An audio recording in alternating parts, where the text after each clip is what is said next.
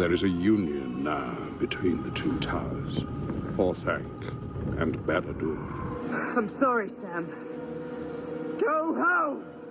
9 companions to match the 9 ringwraiths.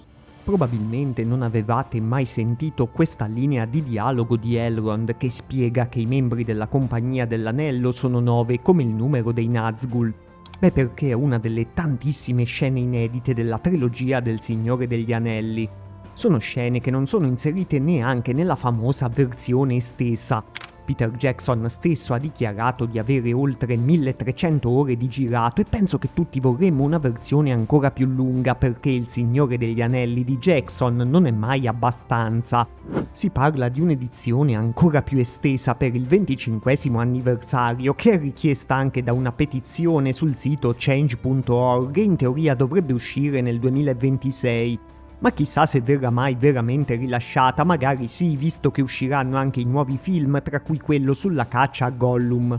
Quindi magari in futuro la faranno riutilizzando questi vecchi materiali, ma per il momento io ho fatto del mio meglio per scovare e riportare alla luce tante di queste scene mai viste. Quindi direi di immergerci ancora una volta nella Terra di Mezzo.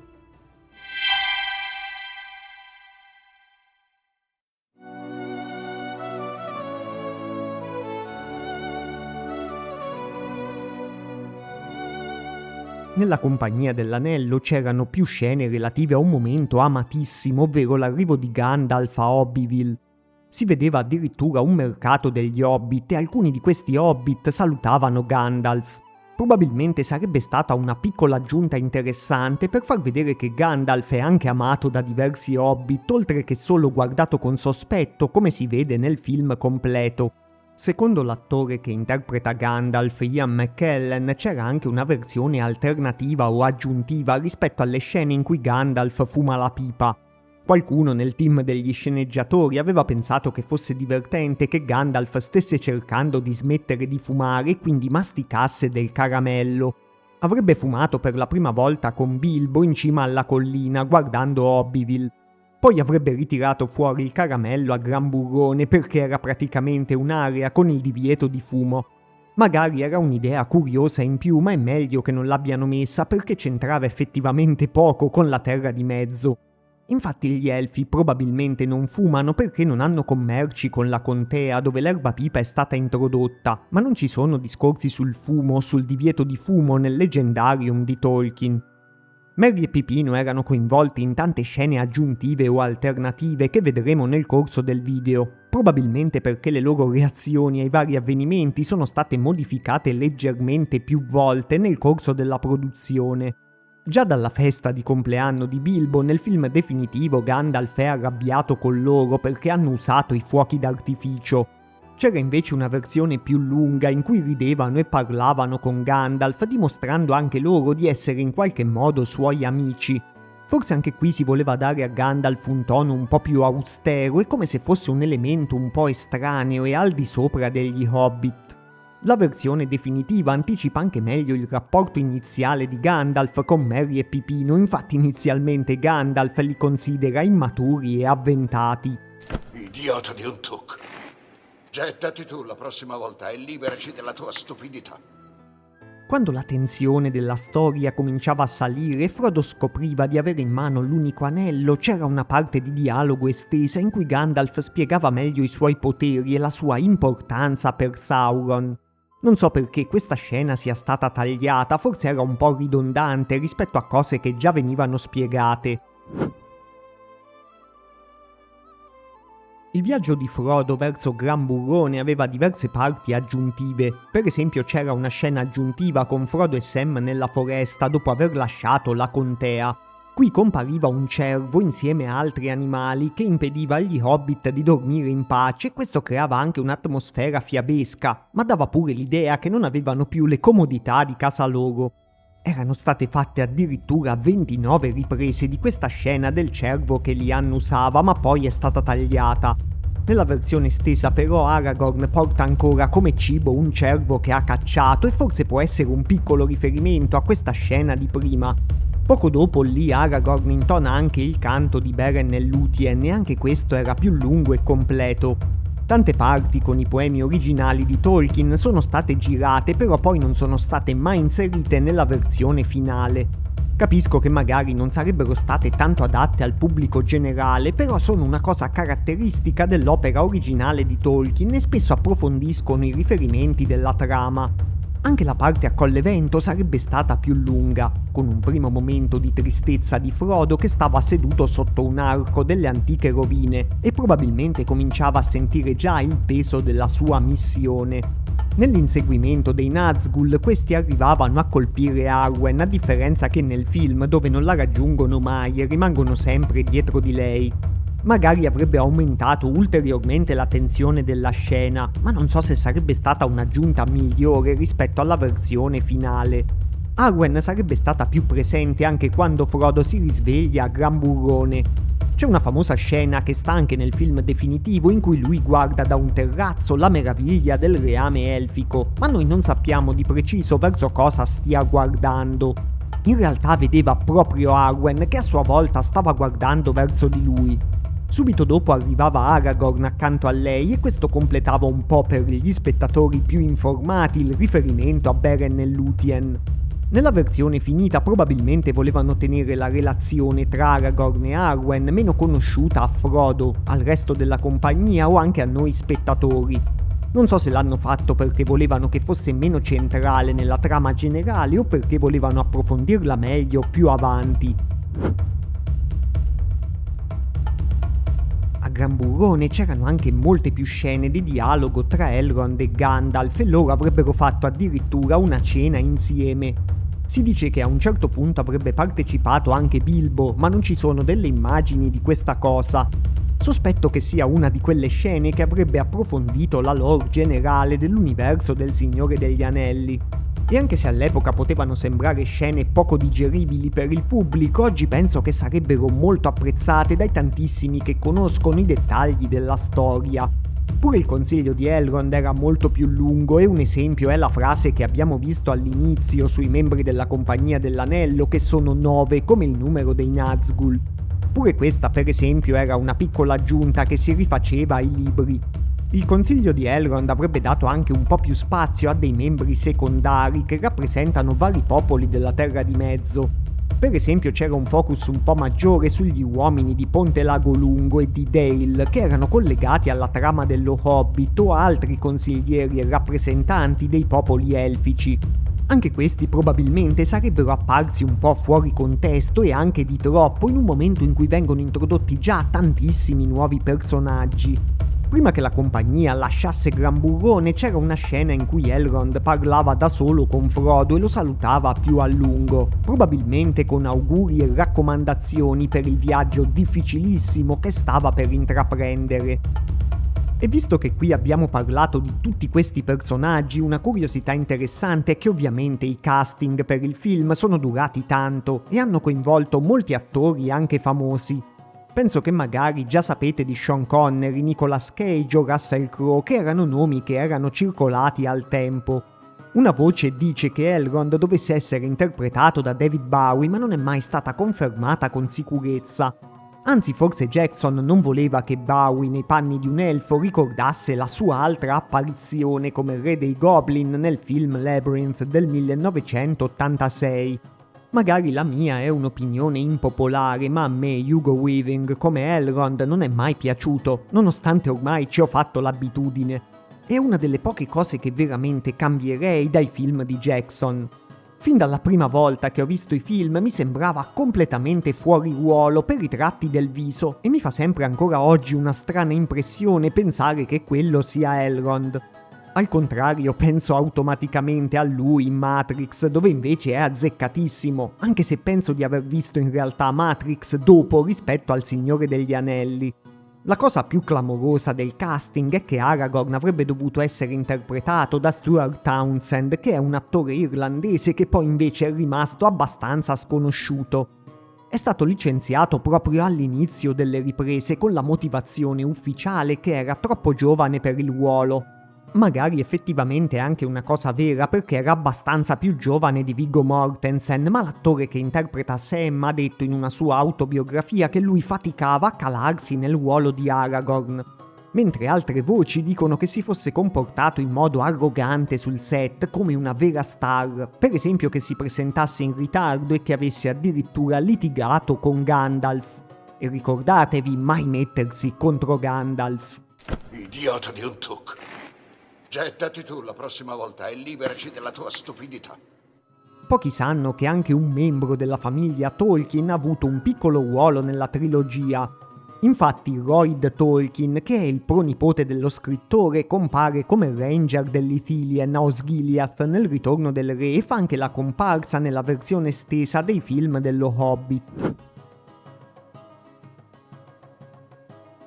Se state apprezzando il video iscrivetevi al canale per non perdervi i prossimi e per supportare quello che faccio. E se volete consigliarlo a amici appassionati al Signore degli Anelli e commentare con le vostre opinioni, sicuramente mi aiuterete anche a portare contenuti sempre migliori. Insomma, anche la seconda metà della Compagnia dell'Anello aveva diverse aggiunte. Per esempio la scena alle porte di Durin è stata molto tagliata. All'inizio era lunga più di 6 minuti, c'erano delle battute di Merry e di Pipino e molti più dialoghi tra i personaggi. Anche dentro Moria c'erano molte più scene, per esempio con Gimli e con Boromir, e erano state create anche molte più miniature degli interni, quindi avremmo visto meglio il luogo. Pure Lothlorien è stata in parte molto tagliata, per esempio gli elfi si riferivano all'oscurità di Dol Guldur, che invece noi abbiamo visto solo nella trilogia dello Hobbit. Qui, oltre alla parte in cui Boromir parla a Aragorn di Gondor, che sta nella versione estesa, lui raccontava anche come aveva superato la morte di un suo compagno d'armi. E lo faceva per confortare gli Hobbit della morte di Gandalf contro il Balrog, una cosa che avrebbe reso il suo personaggio anche un po' più umano rispetto alla versione definitiva. Verso il finale c'era una scena aggiuntiva dell'Uruk-hai Lurks che strozzava l'orco che supervisiona la nascita degli Uruk, e probabilmente Frodo era addormentato su una statua gigantesca prima che Boromir lo inseguisse per prendere il suo anello, dopo la traversata sul fiume Anduin. Anche la battaglia di Amon Hen aveva più scene, con tanti più orchi.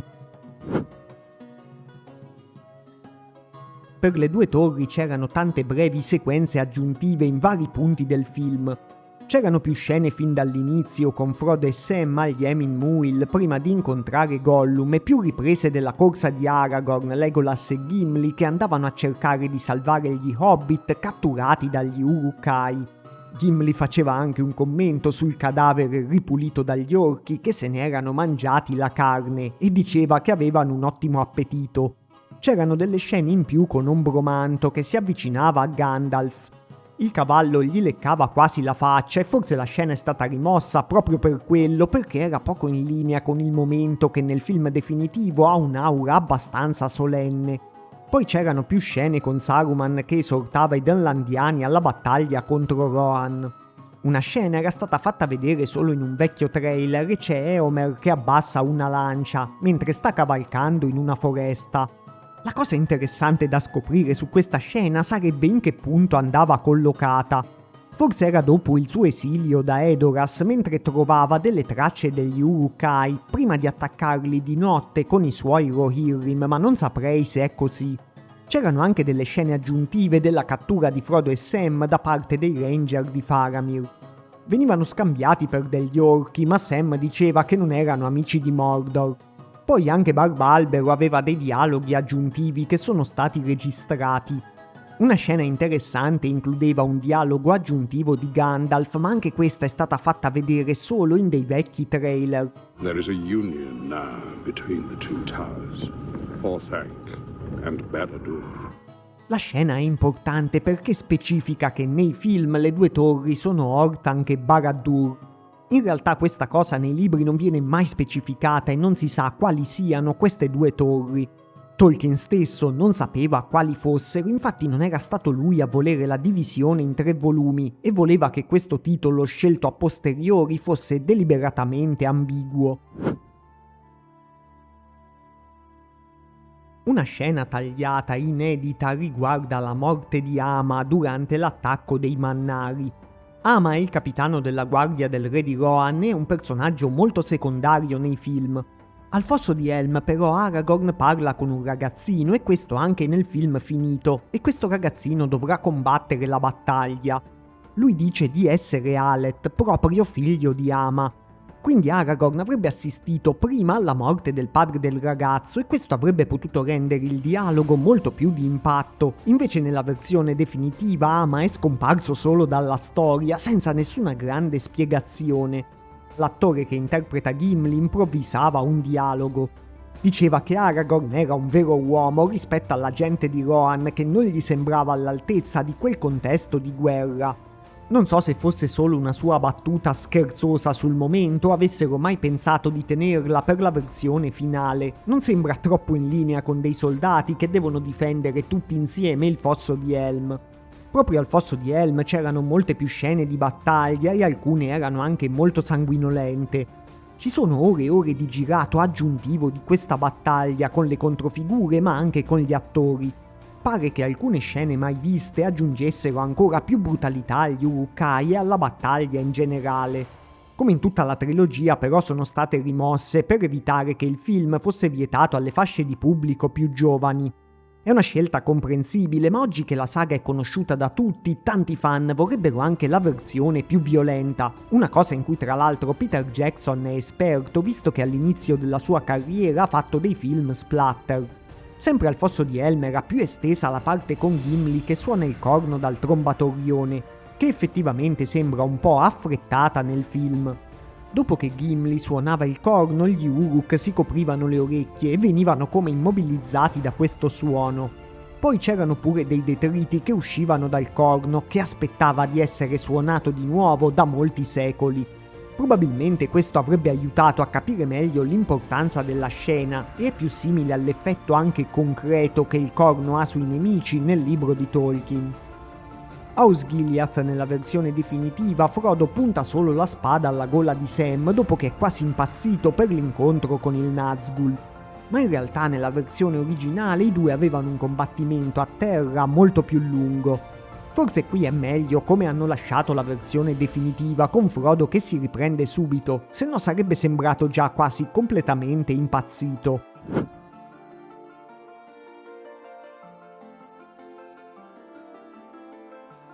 Per la parte a Isengard, Peter Jackson ha rivelato che ci sarebbe stato un dialogo tra Legolas e Barbalbero. I due avrebbero parlato del fatto che gli Elfi stavano abbandonando la Terra di Mezzo. In effetti gli Elfi e gli Ent sono collegati dalla loro antichità nella Terra di Mezzo e dal fatto che hanno visto cambiare molte cose, quindi poteva starci bene. La scena in cui Merry e Pipino celebrano la vittoria a Isengard aveva molte versioni. In origine loro dovevano sembrare molto più ubriachi. Theoden addirittura reagiva sdegnato a quel comportamento, ma poi hanno inserito la versione del film dove loro sono solo leggermente allegri e festeggiano di aver vinto senza troppe esagerazioni. La morte di Saruman invece è una delle scene più massacrate della trilogia. Nella versione per il cinema, come penso sapete, neanche c'era, quindi il personaggio scompariva direttamente dopo le due torri. E quindi chi non ha visto la versione estesa non sa nemmeno come muore Saruman nei film, che poi è anche diverso da come muore nei libri. Ma anche la sua morte nella versione estesa non è la versione completa. Infatti Saruman rivelava un suo complotto con Grima per uccidere Theodred, ovvero il figlio di Theoden. E Grima in quel momento gli diceva: "Tu mi hai ordinato di farlo". Questo si collega meglio con quello che si vede anche nella versione finale, dove Theoden dice a Grima di abbandonare Saruman, e poi Grima uccide Saruman. Poi Legolas uccide pure Vermilingue, mentre nella versione finale è un po' gratuito, qui si spiega con il fatto che lui stesso aveva agito contro la famiglia di Theoden. Nei libri Saruman sarebbe l'ultimo nemico a essere sconfitto e forse nei film avrebbe meritato una morte chiara con tutti questi passaggi, anche se durava un po' di più. Visto che tra l'altro fino a oggi tutte queste motivazioni dietro alle morti di Saruman e di Vermilinguo nei film neanche si capiscono. Nel Ritorno del Re c'erano tante scene aggiuntive o alternative anche per la parte dove si va verso l'assedio di Minas Tirith e per l'assedio stesso. Nel film, per esempio, quando Merry e Pipino si salutano a Edoras discutono perché Pipino ha guardato nel Palantir mettendo a rischio tutto. quindi lì sono incerti sul loro futuro e anche abbastanza tristi, mentre in una versione alternativa che compariva sempre in un trailer si dicevano che avrebbero rivisto la contea. Il tono della scena era praticamente all'opposto. C'era anche un dialogo aggiuntivo tra Aragorn e Éowyn alla partenza da Edoras. Questo faceva intuire che lei avrebbe combattuto, infatti Aragorn notava che seguiva i guerrieri di Rohan portandosi una spada. Anche la scena con Éowyn, prima che Aragorn vada a richiamare l'esercito dei morti, era più lunga, infatti c'era una parte dentro alla tenda, all'accampamento tra loro due. Come abbiamo già detto per tutte le altre battaglie, anche quella a Minas Tirith era inizialmente più violenta. Per esempio esistono delle scene complete in cui una freccia attraversa l'occhio di un olifante. E questa sarebbe stata una scena probabilmente abbastanza cruda da vedere.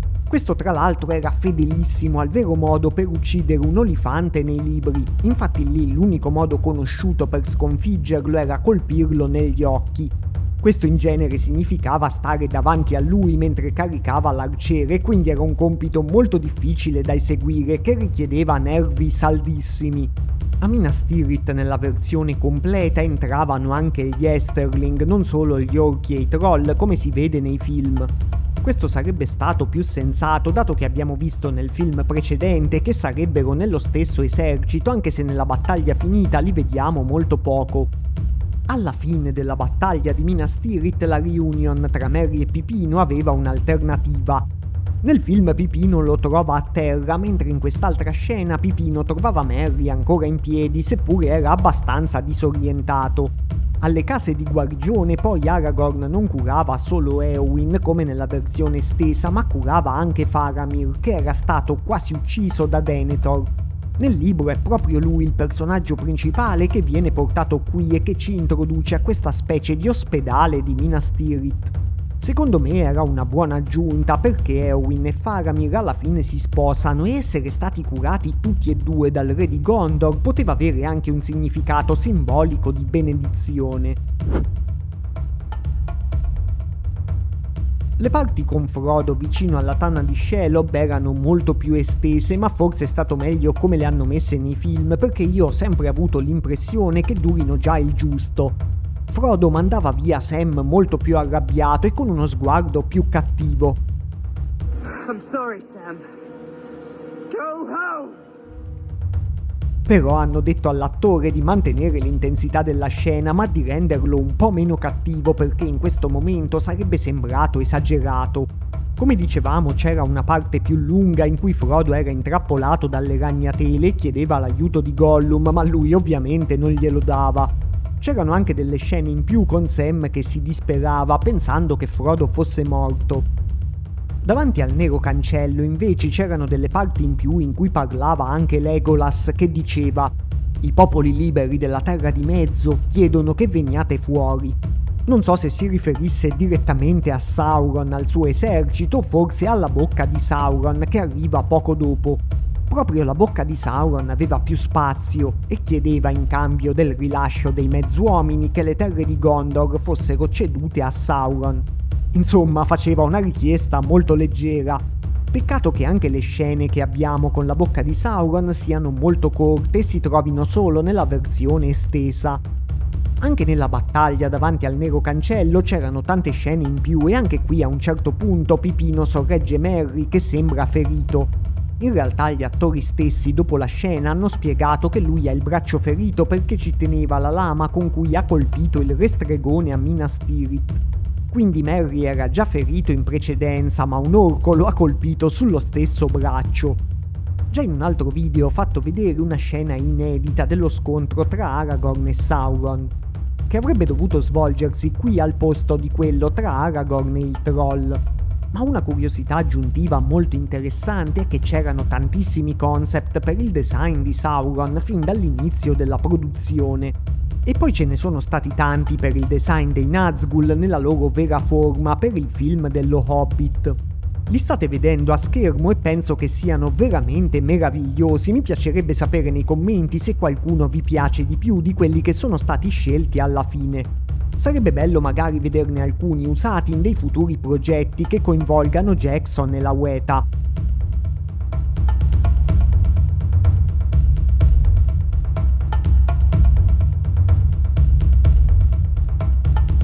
Sul finale del film c'erano alcune parti in più dell'incoronazione di Aragorn e c'era una versione con Elrond con un'acconciatura veramente ridicola. Questa penso che sia la scena inedita che siamo in assoluto più fortunati che non sia mai stata inserita nel film. Probabilmente avrebbe dato solo del materiale per tutti i meme possibili fino a oggi. Magari qualcuno invece al momento della produzione si sarà accorto di quanto fosse brutta l'acconciatura, infatti l'hanno rifatta dandogliene una normale.